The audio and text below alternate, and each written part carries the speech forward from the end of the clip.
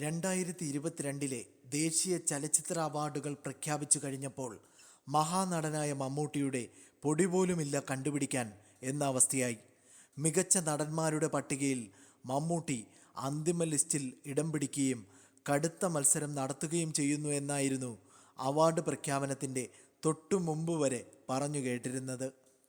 കേന്ദ്ര സർക്കാർ മമ്മൂട്ടിക്ക് ഒരു കാരണവശാലും അവാർഡ് കൊടുക്കാൻ പോകില്ലെന്ന് ആദ്യമേ തന്നെ പലരും പറഞ്ഞു വച്ചിരുന്നു.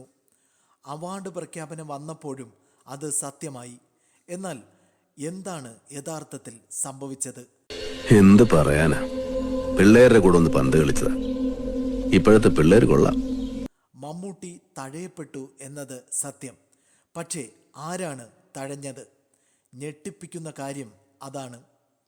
അഭിനയ പ്രകടനം കൊണ്ട് ലോകശ്രദ്ധ പിടിച്ചുപറ്റിയ നൻപകൽ നേരത്ത് മയക്കമടക്കം മമ്മൂട്ടിയുടെ ഒറ്റ ചിത്രങ്ങൾ പോലും ദേശീയ അവാർഡിനായി മലയാളത്തിൽ നിന്ന് അയച്ചിരുന്നില്ല എന്നുള്ളതാണ് സത്യം.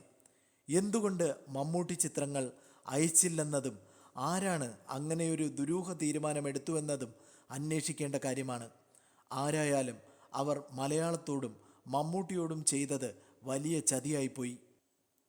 നൻപകൽ നേരത്തെ പ്രകടനം മാത്രം മതി മലയാളത്തിൻ്റെ മഹാനടന് ഋഷഭ് ഷെട്ടിയേക്കാൾ ഒന്നാമതെത്താൻ എന്ന് വിശ്വസിക്കുന്നവരാണ് ഏറെയും.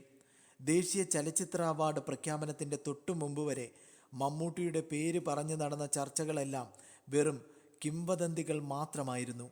മികച്ച നടനുള്ള മത്സര പട്ടികയിൽ മമ്മൂട്ടിയുടെ പേര് പോലും ഉണ്ടായിരുന്നില്ല എന്നതാണ് സത്യം.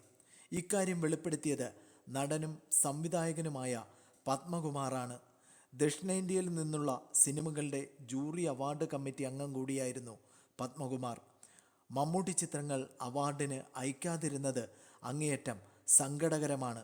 വസ്തുതകൾ അറിയാതെയാണ് പലരും ഇക്കാര്യത്തിൽ കേന്ദ്ര സർക്കാരിനെ തെറി പറയുന്നതെന്നും പത്മകുമാർ പറഞ്ഞു. നമ്മൾ ചെയ്യാത്തതൊന്നുമില്ല.